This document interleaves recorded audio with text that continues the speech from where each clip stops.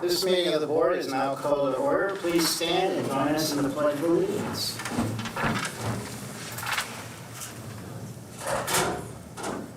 I pledge allegiance to the flag of the United States of America and to the republic for which it stands, one nation, under God, indivisible, with liberty and justice for all.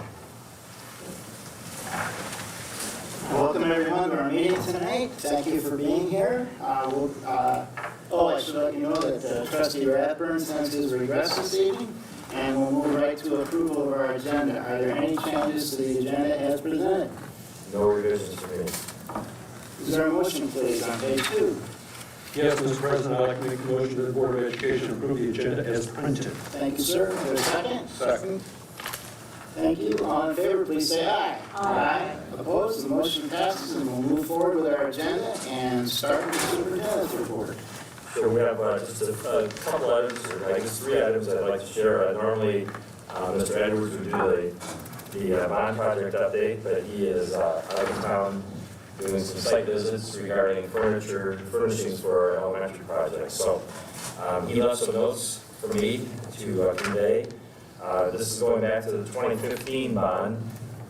We have 4 projects that we're in the middle of bidding. The first is the curtain wall at Portage Northern, which is essentially a facelift to that exterior of the building, with the whole goal to have that school match or blend in with the new facilities that are on that campus. The second project is curtain dividers at the doghouse and the stable, and that again divides that facility into so it can be used by multiple groups in a kind of confined sort of way. The third project is a new parking lot at the Northern Athletic and Event facilities, and that's over there between the softball field and the soccer field in that area. I think you've been informed on all of those. All 3 of those are on that list from the board's unallocated contingency list. And the fourth project is an irrigation system for the Centennial Park, which is this location here. We have a lot invested in that, but no sprinkling system there, so we're looking at the cost of installing a sprinkling system there. So we hope to bring recommendations to you at the October 10th meeting. And then moving ahead to the 2021 bond, since just an update on some things that have been happening there since the last board meeting. We spent half a day at both schools with staff, engaging them in taking a look at the latest updates for the designs. Staff provided another round of input. There were also engagement sessions held with some of the students at those buildings. Those classes represented both the upper and the lower elementary school grades. So we're getting a lot of feedback back to kind of the ongoing revisions that are going on at this point in the process. In addition to the staff and student sessions, we held our third of 7 design development meetings that are scheduled. We reviewed some of the updated imagery for the buildings, for both the interior and exterior at both Central Hill and Haverhill. We also did we had a materials petting zoo where we got a chance to see some of the materials that are being proposed for the floors, for carpeting, tile, upholstery, and then the architects had developed kind of a fly-through of that building that we could actually go into the different spaces and see what they are starting to look like.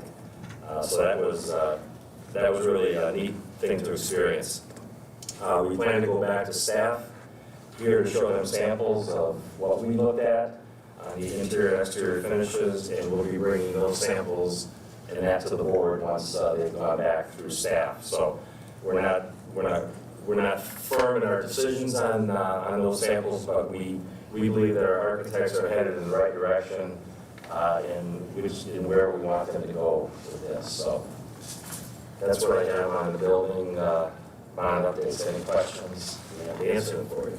So I asked you a meeting or 2 ago when we saw some proposed exteriors finishes about one of the buildings that just I personally thought was maybe not up to the standing the test of time thing, and you had said to me this is just preliminary, and so I guess I'm just curious if that's moved to in another direction, or if you're gonna show us something, or what? You'll see more. Those again were concepts, ideas. Sometimes the architects get rather bold Yeah. with their ideas to get a response, and I think we ended up with especially that test of time. I think you'll really be pleased with the colors. Okay. They don't always show up well on televisions, or you have to really see the real live material. So we'll be bringing that to you. But I think you'll be very pleased with where we're headed. All right, thanks for that. I'm recalling Johnny saying you were gonna do something on that in October. Yes, Yeah. yeah, that's still the goal, is to do that in October. Yeah, I think they're gonna hold these feedback or input sessions here in the next couple of weeks or so. We have to keep this thing moving forward so we can get to the bid process as scheduled. Great. So I have two other updates I want to give you. The first one, I'm going to ask Michelle Karpinski to come up and talk to you about an audit that we're involved in, especially her department. Michelle? I think Michael was expecting me to come up first. He's got the longer part of the agenda. Good evening, trustees. I'm really excited to bring this to you because this is something I've been wanting to do since before COVID. That's about when we started talking about it, and of course, that threw a wrench into a lot of things. So we are beginning to undertake a comprehensive school communication audit. We're doing this through the National School Public Relations Association. I've been very involved with the state version of that during my time here. And it involved actually 3 different parts. The first one, you received an email from me today, which is a survey. This is not terribly unlike some of the surveys that we've done for our student, but it's much more, it's really intensely focused on communication and how, not just communication from the district level, but then also at the building level. There's actually 4 parts to this. The other part is, so there's the questionnaire that will go to the community. So if you can share those links with people you know who live in the Portage School District, that would be appreciated. That's kind of our most difficult group to reach, because we don't maintain mailing lists of community members and all of that. And the timing was such we couldn't include it in our district extra publication. Or even have time to do a postcard or something like that. So as much as you can share that, I appreciate it. Tomorrow you'll also be getting another email from me. I confirmed with our survey folks that they would like the board members to take the survey from the staff survey. So there's a drop down like that, different categories of staff and board members are considered as part of that. So these surveys are similar but just a little bit different. So I'll be sending that to you tomorrow. I needed to clarify that.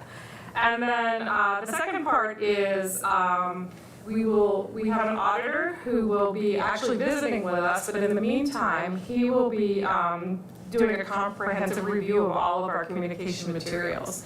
So we're sending him links to our website, we're sending him school newsletters, we're sending him district extras, we're sending him links to all of our various social media, and he will be doing an analysis of that as well and giving us feedback. And then the final part is he will be coming to visit us in the end of October to do quite a few rounds, different rounds of focus groups. So again, community members, there'll be one for you as a board, staff, teachers, non-teaching staff, community member, I said that already. Hopefully, I'm hoping that maybe we can get to like Rotary and the Senior Center and some other community groups to participate in those as well. So he'll put that all together, do a big report, give us recommendations on what we do well and those things that we can really do better. And that's part I'm looking forward to, is to see what are those things that we can improve upon.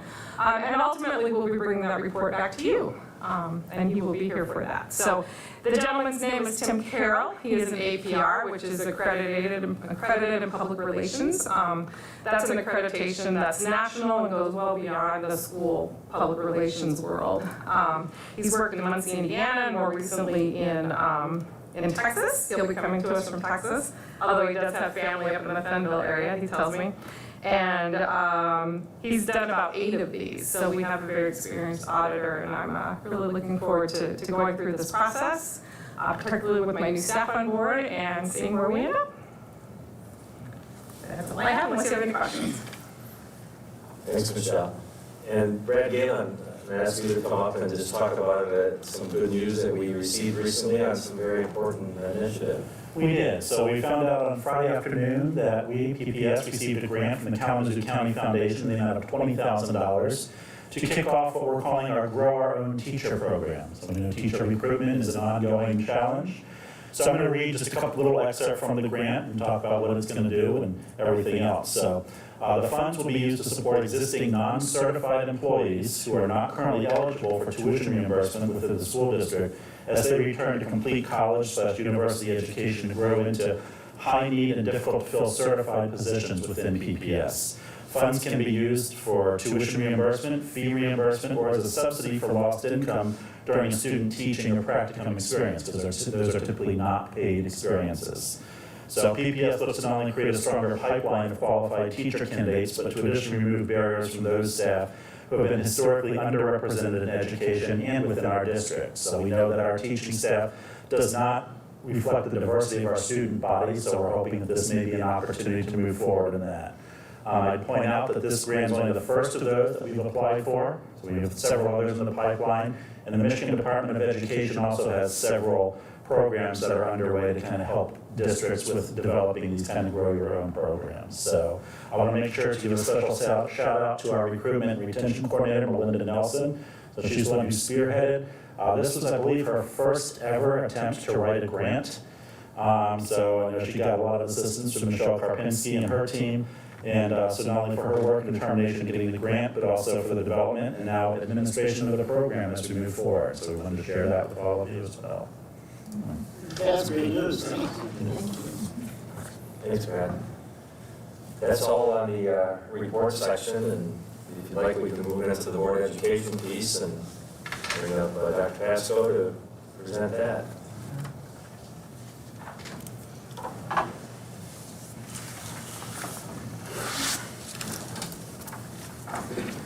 All right, good evening, Superintendent Beeling and trustees. Tonight I'll be going over some of the updates to our Safe Return to In-Person Instruction and Continuity of Services Plan, formerly known as the COVID-19 Learning Plan. So a little bit about the purpose as well. So you remember back going into the 2021 school year, in order to receive state aid, we came before you with the extended COVID Learning-19 plan, which you were to review and approve. And we went through a couple revisions of that, and every time we needed to make adjustments, we would come back to you to make sure that we were all on the same page and on board with what we wanted to do within the school system. And then that was sent off to the ISD for final approval. Well, we have similar requirements now that we've been receiving the ARP ESSER 3 funds to not only have a safe return to in-person instruction and continuity of services plan, but also to seek public comment on the plan and take that into consideration as we move forward. So that's really the main purpose today, is I'm going to highlight some of the adjustments and updates that we've made from the old plan into the plan that we're currently following, but also for those that may be in the audience, but also for the board to give some comments and some feedback, and I'll make sure that I bring that back to the team. There are some insurances that have been updated to align with the interim final requirement for the ESSER funds that we need to comply with. So here's a few things that we need to look at as we go through this process. The plan needs to be posted on our website within 30 days. So I believe Michelle has put that on the PPS site.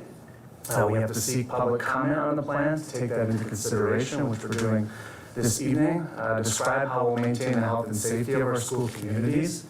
We need to address the academic needs of our students, as well as staff and students' social, emotional, and mental well-being and their health needs. And then again, review this plan no less than every 6 months and make revisions if needed. So we'll continue to do that as we move along. And as long as we're utilizing the fund, we'll be required to do so. So talking to Paula today, the ESSER grant dollars, they'll end September 30th of 2024. And all purchase orders and goods need to be received by, I believe, Paula, December. I think it was December 30th of 2024. Unless things change, and I know Paula will keep us up to date as we hear more. But that's kind of our thinking right now in terms of how often we'll have to continue this cycle of getting some input and revising plans if needed. Okay, so the next few slides, I'll highlight the updates and revisions from our previous plan to reflect our current practices. Again, you guys have a packet of that plan, you also have a copy of this PowerPoint. You'll see that all virtual and high flex or hybrid learning was removed, as our current mode of instruction is in person 5 days per week. Virtual learning mainly takes place at the secondary level. Usually you'll see that under 21F, and that allows students to take up to 2 courses virtually. Or if we need to provide flexibility within a high school schedule in particular, we may offer a course via Michigan Virtual E2020 or one of our third-party vendors like Plato. So that would typically be delivered by one of those. So we no longer have that high flex hybrid, thankfully, in place. So that's one of the major adjustments in terms of mode of instruction. District screeners have updated, as we're no longer using NWEA map. As you guys may be familiar with some of the presentations in the past. That's no longer a screening tool. It did not identify the foundational skill deficits that we needed to make adjustments at the core instructional level. So we needed more efficient screeners that would give us similar data. So now we're using Acadience, which we have been in the past, and FastBridge, which is a new screener. Assessments for reading and math, and that's 3 times per year. So we just finished a cycle this fall. So we do it in the first 9 weeks, do it some part in the middle of the school year, and then towards the end, usually around May-ish. So that will be the plan for district screeners. So that is an adjustment, as we no longer are using NWEA. We've also updated some goals to reflect pre-pandemic achievement levels. If you remember, we had lowered the bar, so to speak, down to 60% during the last couple of years as it relates to the percent of students meeting or exceeding grade level benchmarks or showing growth. So we're now back to that 80%. So as you see on the screen in your packet, here's the 3 goals that are kind of driving us this year. 80% of students K through 5 will meet or exceed the grade level benchmark in reading ELA by spring 23, and that will be measured by Acadience. Our second goal, 80% of students grades 6 through 8 will meet or exceed grade level benchmark in reading and ELA by spring 23, and that will be measured by our new screener FastBridge. There's a series of FastBridge reading assessments, and then our third goal, 80% of students K through 8 will improve performance in mathematics from fall to spring 23 as measured by FastBridge mathematics assessments. So that third goal, we want to obtain some data on our students based off of the benchmarks to determine further goal setting. So that's why number 3, particularly in math, looks a little different than those first 2. Okay, it's new, so we'll have to go through a cycle or 2 before we adjust and say this is the percentage that we want of students meeting that benchmark. So the next slide here is just how do we plan to support our students and their staff achieving the goals that we've set forth. So these are just a few examples, not limited to the stuff that's in the handout and on the screen, that we feel will help us kind of move us closer to getting where we want and where we need to be. So I won't read these point by point, but this summer we had a 6-week program for K through 5, and we did a lot of credit recovery over at Central Middle for our high schoolers. We'll continue to use our continuous improvement process, focusing on 2 strategies. One is improving our core instruction, Tier 1 level, as well as the culture and climate of our buildings. We're pretty mindful, thanks to Mr. Huber and Kelly Jensenius and Mackenzie Sheehan, about connecting our professional learning to support these strategies and our goals, as well as some building coaching with Jessica Winstanley and Paul Murray. Our fall screener data, that will help us utilize and continue specific supports for students in reading and math as we move forward. And then we're supporting our literacy program, particularly at the middle school level, with some professional learning around explicit vocabulary instruction. That's been in the district for a number of years now. Started at North Middle, but now that's branching out to all the middle schools, and I believe we have a session or 2 on that in October 3rd. And then our social studies team is the first to engage in the first phase of the curriculum review cycle. And that one in particular was to address the integration of curriculum equity components in the middle and high school lessons, and then we'll have other departments follow suit. And then I know Brad and Kelly, they're in, I don't know exactly where we're at with this, but we're in the process of hiring 3 full-time district nurses to help meet our medical needs in the district, which is wonderful. This is a large district, and I believe up until this point, we only had 1. And so this is a huge step in the right direction for medical needs. And as we mentioned before, I think the last time up we were talking about SEL, we have a therapist that's connected to each of our school buildings for students to access and families to access for social and emotional needs as well, if they deem that they need that. So again, these are just a few things in place. There's more in the packet that highlights kind of what we're trying to do, particularly this year. So that's pretty much all I had for you tonight in terms of the updates as to our new plan versus what we may have presented in the past. And at this time, you know, if there's any feedback or comments from the board or the audience you'd like me to capture and bring back to the team, I'd be happy to do so at this time. We have some colleagues here too that might help take any notes in terms of feedback so we don't miss anything. Where would those nurses be? Are they here or they're, I mean, when I was a kid, they had one in every elementary school. Really? Go to the nurse. Right. But I mean, how does that work? I don't want to speak for Brad and those that are behind it, but I'm going to probably initially start by saying it will be based off of the medical needs of the students within the district, but anything else on Yeah, that? kind of a camp, so we'll have kind of a northern, central, and west, but kind of that way. So we divided the district into 3 zones, if you will, and we're working with our company that's providing the nurses, and we get them assigned there. They're not going to be employees of the They'll district? not be employees of the district. Okay. They'll be traveling nurses or something like that? No, they're being hired specifically for us. No, he means travel from building to building. No, I meant Oh, I have a son I'm that's a sorry. nurse practitioner. So, I mean, I understand the nursing business a little bit, so, Yeah, so we've partnered with a company called Health Bar. They're out of Grand Rapids, they work with other school districts, and so we're going to be working with them to provide 3 nurses. It actually will be starting 2 weeks from today. okay, very cool. And These will are they travel from building to Yeah, building? they'll be available to all the different buildings. Okay, cool. Are these RN level or what? Yes, Yep. these are in. Wonderful. Oh, that's good to know. Once upon a time, we were in a predicament trying to get this student who was diabetic shots during the school days. So Les, you know how hard it is to take a group of kids on a field trip without having some support from the medical end to make sure everyone has what they need with medications and just making sure that they're safe. That's And so this is a big step for us, for sure. I have a question about Acadians and Fast Bridge. So those are evaluation measures that we chose, right? That's right. For this particular return to learn or the process of reporting that. Yeah. And I just, some questions have come up about that with stakeholders and kind of trying to use those as evaluation points for our overall performance or comparator districts and things like that. And this has nothing to do with any of that. Correct, yeah. I think what we found with NWA and MAP, it was more of like an achievement test almost. And that's not what we were trying to do with screeners. We're just trying to figure out, you're coming in the first 9 weeks of school, where are you at in terms of the standards you should be at that particular grade level in reading and math?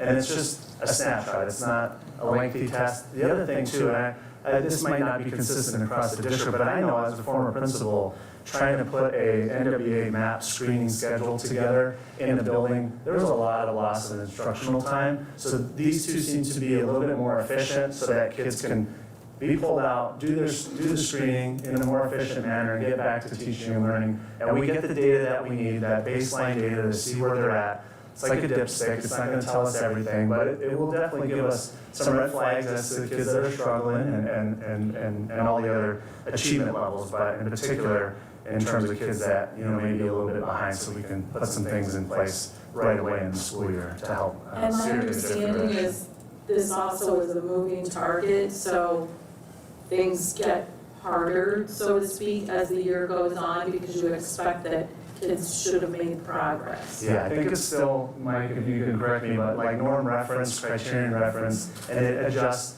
while they take the test, but it also adjusts based off of the period of the school year. So obviously, when we take it, you know, mid-year, kids should be at a little bit different level as they will be expected to be probably, usually May, I think we would typically do that 3rd round.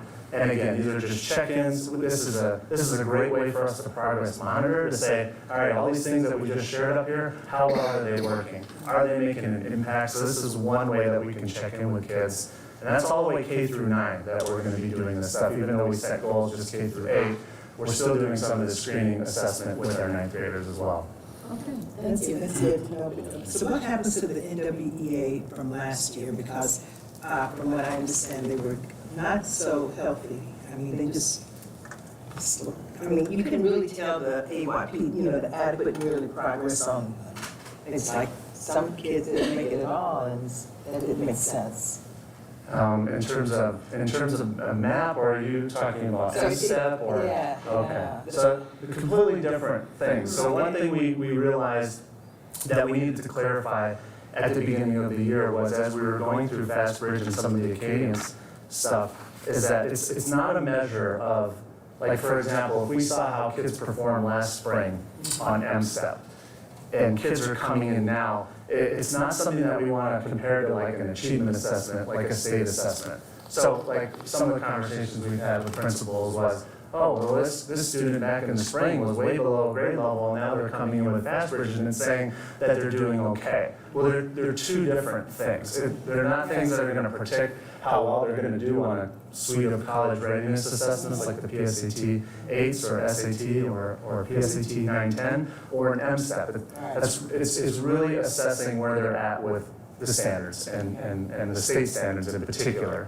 And hopefully as we do that work, and we go through that journey and that path, hopefully it satisfies all those other things that were accountable externally, like the MSTEP, like the PSAT and the SATs. What we never want for teachers is to have to stop here to go and do here, you know, and that's frustrating for folks. So if we focus in on the standards, reading and math, and we look at where kids are doing throughout the year and we make those adjustments, hopefully, like I said, hopefully we can meet the expectations and get kids to a point where they can be as successful as they possibly can be on those external assessments. And you feel pretty comfortable with these so that we can have some longevity, I mean, so that we can Yeah, I know, it's use the hard. same measuring Yeah. tool. There were some teachers that, Bouncing around. yeah, some teachers liked math, and we know that. There was a few that were like, oh, they had a system, but we weren't really seeing that consistently across the board. And from a student perspective, from what I hear, I was just talking to Dr. Sheehan, she's saying some of the initial feedback, particularly on Fast Bridge from our students, is really positive. So they're enjoying it, being a little more efficient, maybe the way they're asking questions. And so if the student experience is a little better as well, that's always, you know, an advantage on our part. Because kids aren't always, you know, super excited to Yeah. sit for a couple hours of the screen. But we need the data in order to do what we need to do, so. Well, can I ask a question on the same theme? And this question, you've asked this before, but I know the answer is nuanced. It has to do with the 80% as the goal. And so I'm not an educator, so I'm a community member. So I see 80% and it looks like we're just kind of giving away 20%. Yeah. And I know there's nuance to that. Can you just walk us through kind of setting that goal? I think it's based off of like SMART goals, you know, in terms of like what's attainable, what have we seen historically in terms of where kids to get at, you know, because if we want it to be realistic. And I think that's what it comes down to. I'm sure we can set 100%, but maybe we're not there just yet. And maybe as the year goes on and we get 80% of kids meeting benchmark or exceeding it, then maybe we can readjust it. But maybe it has something to do with the fact that we haven't gotten there yet. But we want it so it's reachable, if that makes sense. Well, I'm recalling No Child Left Behind from like 20 years ago. And it was like, the goal was 2004, right? Yeah. You know, and everybody, nobody ever hit it. And so, yeah.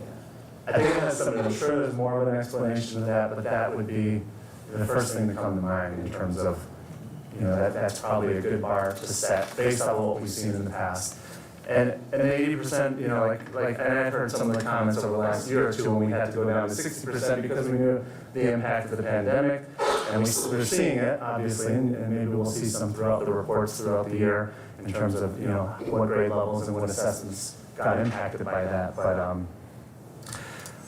it's just good to know that we're back in that pre-pandemic goal setting, and I think 80% is probably a good start for now. And then, like I said, if we can get a little bit higher, then maybe we need to up our game a little bit, and maybe it's 85 or maybe it's 90. But I think where we're sitting right now is probably a SMART goal that is attainable. 80% is not reflective of our effort. That's right, and it's 80% of our students obtaining either that benchmark level or exceeding it. You know, it's not everyone meeting 80% proficiency. 80% of our students there. right? So sometimes people get confused with that as well, but. So you're warming us up because we're coming into the season where we get student outcome results. Yeah, we've got one right around the corner, and I think you'll be seeing me, maybe I'll bring Kelly up here Yeah. to calm my nerves a little bit during the presentation, but it'll be either me or both of us, but I think the high school stuff looks relatively okay, based off of what we've gone through the last couple of years. So we'll see how those reports present themselves as we come up here and go through that this school year. Those reports are the highlight right here. I know they are, well, I know you like them. Mark, I don't know if you want any, open it up to any audience feedback or? I think there's, the next thing on the agenda is citizen comments, so if there are any folks that would like to speak to that, we could probably get a sign up here right now, if there's anyone that hasn't signed up yet on this particular topic. Okay. Well, thank you and appreciate all the support over the last few years as we presented a numerous number of plans to you guys, so thank you for all that. Well, thank you, and we're really glad to see that virtual and hybrid learning is no longer part of the program, and we're in school 5 days a week. It's really good.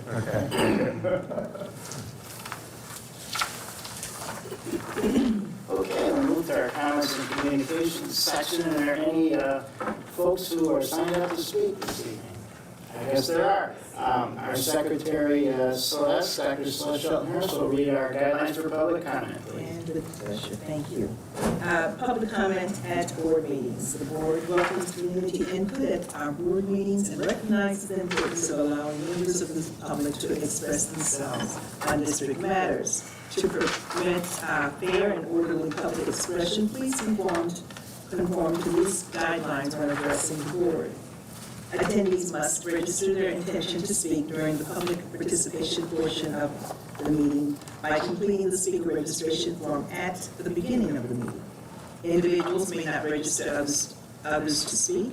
Speakers will be recognized by the presiding officer and may not be called in the order in which they have been signed up to speak. Speakers are requested to state their name, address, and group affiliation if applicable.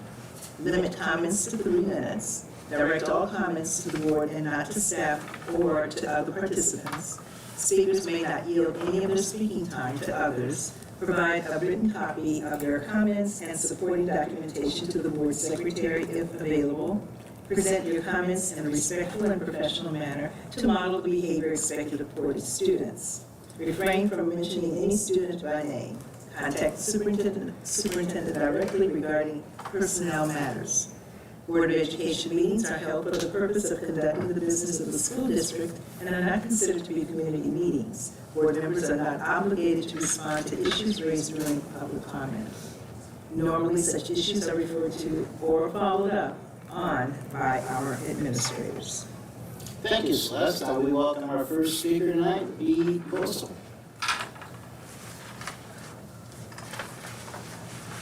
Welcome. Hello, I'm B. Vogel from Portage Central Middle School, and on behalf of the 46 people who signed my petition, I say that we want better internet. But we don't just want better internet, we need better internet. Our learning experience has been nearly eradicated by the lack of internet that the technology department has promised us would be fixed soon. Do you want to know how long that's taken them? 3 years. 3 years to fix the internet problem in the school, but still students and teachers have to suffer the consequences of terrible internet. I know that Portage Public Schools are busy celebrating their 100th anniversary, but it seems to me that the internet in the middle school hasn't changed from year one. If a teacher has something productive planned that's online, we rarely are able to follow through with the plan. If we do decide to continue with our original plans, we have to sit in the hall for 15 minutes, blankly staring at a pixelated dinosaur as we constantly refresh the page, hoping that we are able to do something productive in class that day. Does that sound like a successful school day to you? Because if it does, then you're either a little bit crazy or you're the tech department. But I hope that you aren't crazy. I hope that you do listen to us and do something about this problem, because if you don't, the future isn't looking too bright. Thank you. Thank you very much for your comments. We'll make sure those comments are circulated throughout the district. Thank you very much. Our next speaker this evening is Lana Newman. Welcome. Welcome. My name's actually Laura Newman. I'm sorry. That's all right. I get it wrong. Good evening, board members. My name is Laura Stoddard Newman. Stoddard was my maiden name. I'm a 1990 graduate of Portage Central High School, and my kids, I have one who graduated from Portage Central and one who is still attending. I thought I would give you a different perspective on renaming the football stadium to Bob Knight Field at McCamley Complex. I was not an athlete at Portage Central, and I can honestly say that I wasn't close to Coach Knight. He was my gym teacher. And I'm sure you're asking why it would matter to somebody like me that we rename the stadium. And while I could go into detail that you've probably all heard before on why he's an important person to our community, I think you've heard a lot of that from other players and students and community members who have expressed their support for renaming the field. As I viewed past meeting minutes to help prepare for this, for speaking today, to lend recollection to the board meetings I viewed online, I noted that board members, that you offered your condolences to the Knight family, shared stories at the board meeting in October of 2021, and that was the first date that it was proposed that the field be renamed in Coach Knight's honor. And I want to remind the board, and especially you, President Van Antwerp, that what was said that night is that you would work quickly as you could through this process, and you would start a review of the policy 7250. And you as the board did that, and November 8th, you talked about it again. It was noted that everyone on the policy committee was working to present language to change the policy because of the community wanting to rename the field to honor Coach Knight. And at the December 13th, 2021 meeting, the board unanimously approves that expanded language made by the policy committee to broaden 7250. And now, we're back at looking at policy 7250 because what I hear at the other meetings is it's not sufficient now, which we all knew what was going to happen when we proposed changes in 2021. As you know, Dr. Ryan Freeland presented this board with a thorough proposal for renaming the current football stadium, Bob Knight Field at McCamley Complex. What is now disappointing and confusing to me as a former student, mother of a current student, and a current community member, is why the board has delayed on moving on this proposal.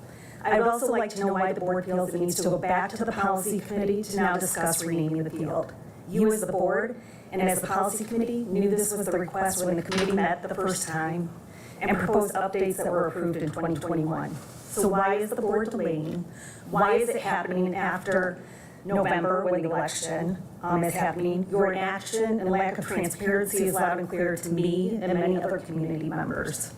You've had more than ample time and opportunity to move this forward and call for a vote, and I would like you all to have the courage to put a vote before the board on this proposal and let the community know where each of you really stand.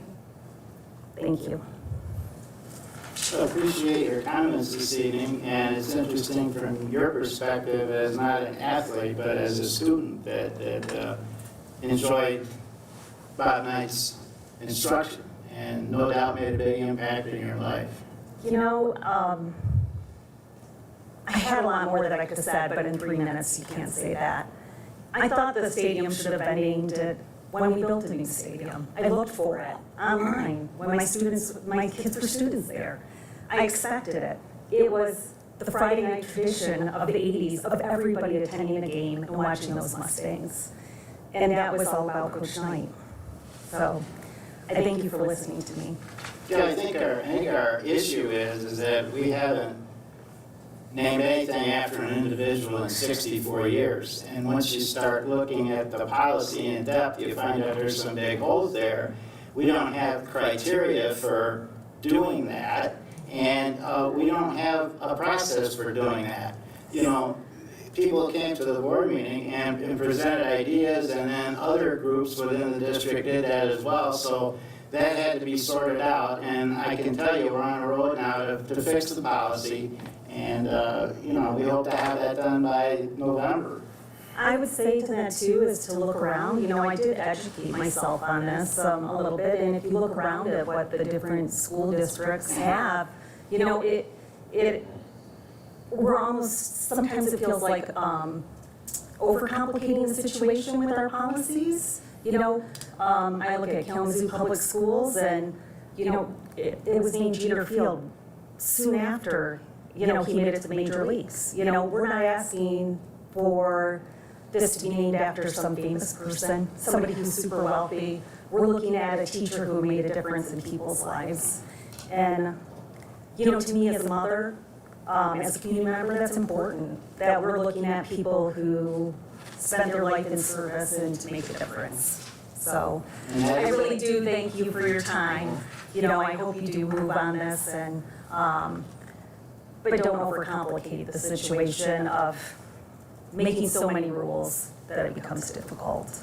Okay, appreciate your advice and your perspective. Thank you. Thank you very much. I appreciate all of your time. So I haven't got one name right yet this evening. I'm going to try one more time. Our next speaker is Veronica Egan. I got it? Hello, everyone. Welcome. Thanks. My name is Veronica Egan, as we just heard. And I live in Portage, and I have 3 children attending Portage Public Schools. And I'm wearing yellow today in support of the Portage Public School students who came to board on October 25th of 2021 and asked for increased support of equity and inclusion within the schools. And I do appreciate the efforts that have been made to increase that, and hearing about this grant sounds very promising. Want to ensure that we continue on that path. And a way to do that, I think, is to gain an understanding of school board candidates' positions on this issue, as well as other very important issues. As of right now, I don't know of any plans to make information about the school board candidates running in the November 8th election available to the public. And if this is still the case, then I'm not real sure on how I'm going to be able to vote on the candidates. So I feel that without a basic understanding of a candidate's position on important issues that affect my children and the children of the community, making an informed choice is not possible. So in an effort to get to know our candidates, Portage Linking Our Voices and Truth, Racial Healing, and Transformation Kalamazoo is inviting all Portage School Board candidates to participate in a forum on Tuesday, October 11th at 7 p.m. This free event will be hosted at the Unitarian Universalist Community Church located at 10441 Shaver Road and is open to the public. For the forum, we are planning to use a format similar to the League of Women Voters that will give each candidate equal time to answer questions. The session will be moderated by Dr. Regina Nelson from Western Michigan University, and then followed by a meet and greet between the candidates and community. All candidates have been formally invited to the forum and emailed questions that will be asked during the Q&A. Thanks to all of you who currently serve on the board, and for those brave enough to run for a position on the board, we hope that the forum will be received as an opportunity for the candidates to show their passion for education and share their vision for the Portage schools. Thank you. Thank you, Megan. Yeah, I believe everyone who's running is aware of the event, and we appreciate you pointing it out tonight. Thank you. If there's any questions, Sure, thank you. Okay, are there any comments from board trustees this evening? Yeah, I would just say appreciate the public comment tonight and just want to underscore what a positive event it is when a student presents to us. I would have to say I have not had an update on that issue recently. We'll look forward to receiving some background. I mean, I do recall that issue, and we'll look forward to receiving an update on the technical aspects of that issue. Got it. Anyone else? Okay, any board committee reports this evening? Okay, hearing none, we'll go to our consent agenda on page 6. We have 3 items tonight. First, the September 12, 2022 Committee of the Whole work session minutes. Second, approving the policy revisions that were presented to us at our last meeting. And finally, to approve the purchase of custodial cleaning equipment from WW Granger Incorporated for a total purchase cost of $46,000, $46,239.10, the funds for which will come from the ESSER supplemental budget. Are there any exceptions to the consent agenda as presented? Hearing none, the consent agenda is approved. And we'll move to our first action item, which is the National School Lunch Week proclamation on page 15. Is there a motion, please? President Van Amber, I move that the Board of Education approve the National School Lunch Week proclamation as presented. Thank you. Is there a second? I second. I'll read the proclamation. Proclamation, National School Lunch Week, October 10th through 14th, 2022. Whereas it is with great respect for the accomplishment of Portage's school food service leads, servers, cashiers, and driver personnel and substitutes, that we commemorate October 10th through 14th, 2022 as National School Lunch Week. During this special observance, we encourage all citizens to recognize the dedication and skill of our food service employees. And whereas each day food service employees prepare and serve thousands of lunches, this is in addition to ordering, storing, expediting each menu item to each location, adhering to food safety, sanitation, and nutritional guidelines, as well as giving each customer the time and consideration to listen, hear, and deliver what they are looking for each day. Fortunately, we have exemplary professionals who have devoted their careers to providing high-quality service to our children and staff. And whereas, on behalf of our students and staff, it is a pleasure to commend the women and men who accept and meet the challenges of school food service. The observance of School Lunch Week is a welcome opportunity to thank these patient, caring, and skilled public servants. Those involved in this pursuit should be very proud of their contributions to education. Therefore, be it resolved by the Board of Education that we proudly commemorate October 10th through 14, 2022 as National School Lunch Week, and we commend everyone who has contributed to the successful operation of our lunch program. By working together, we can make a difference in every student's life. Proclaim this 26th day of September 2022, Portage Public Schools Board of Education. Is there any discussion? This is an annual resolution, a proclamation that we passed, I should say, and we certainly thank Susan Livingston and all the food service professionals that work in that area for the great things they do for our kids, not only during the school year, but in the summers as well.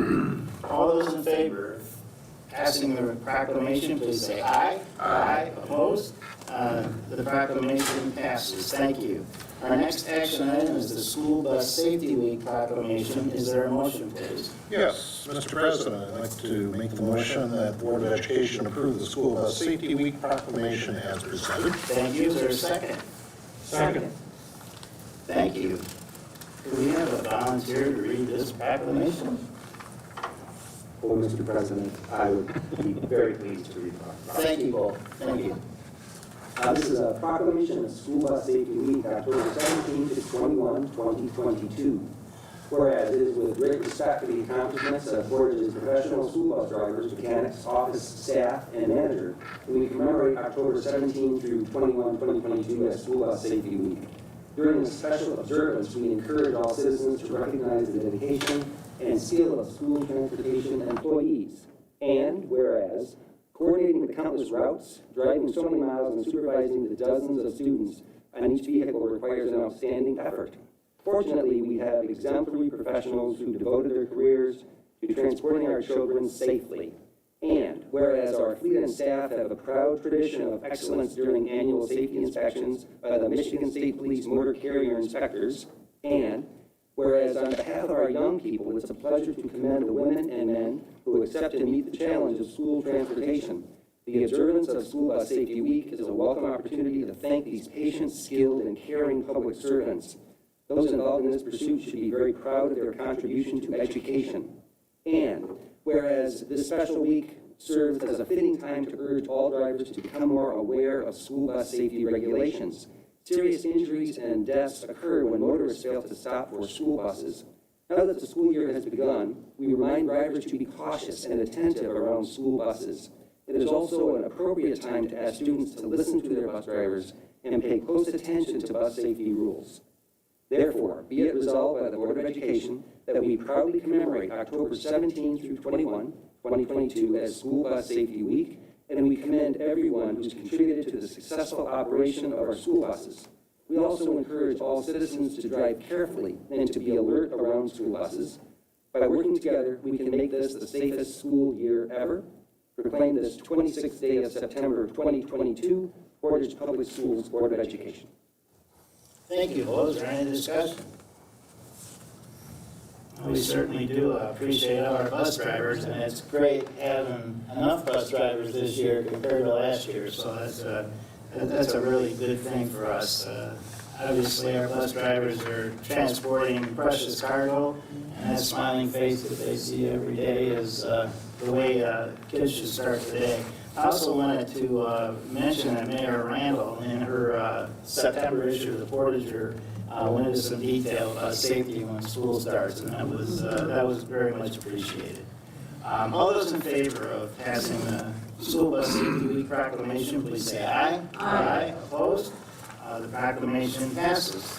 Our next and last proclamation is the Red Ribbon Week proclamation. Is there a motion, please? Mr. President, I move that the Board of Education approve the Red Ribbon Week proclamation as presented. Thank you. Is there a second? Second. Thank you.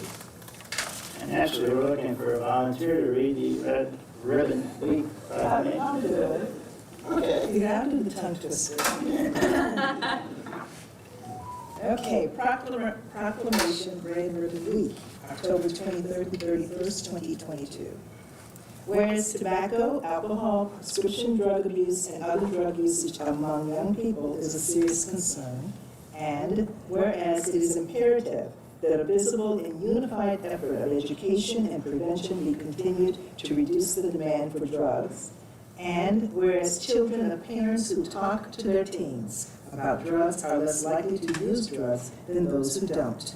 And whereas the National Red Ribbon Campaign will be celebrated in communities throughout America during Red Ribbon Week, October 23rd to 31st, 2022, and whereas business, government, law enforcement, schools, religious institutions, service organizations, youth, physicians, senior citizens, the military, sports teams, and individuals will demonstrate their commitment to drug-free, healthy lifestyles by wearing and displaying red ribbons during the week-long campaign. And now therefore be it resolved that the Board of Education of Portage Public Schools does hereby proclaim October 23rd to 31, 2022 as Red Ribbon Week and encourage Portage citizens to participate in drug prevention education activities, showing our commitment to a drug-free community through education about the dangers of drug abuse and by setting a good example. Be it further resolved that the Board of Education of Portage Public Schools encourage all citizens to pledge, celebrate life, live drug-free.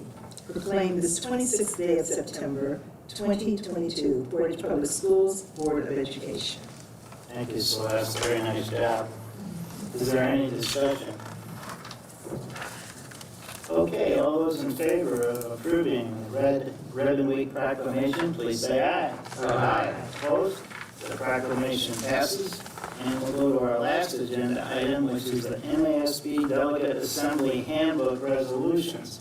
At your place, you will find a copy of the items that will be voted on at the Fall Leadership Conference Delegate Assembly. And it includes the amended resolutions, the new and substituted resolutions, and bylaw proposals. Since this is the first time you're seeing it tonight, decided we won't discuss it tonight.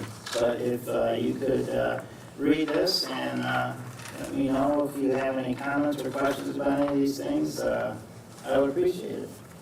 And we'll probably have it on our agenda at the next meeting for discussion. We have reached the end of our agenda, and we are adjourned. Thank you.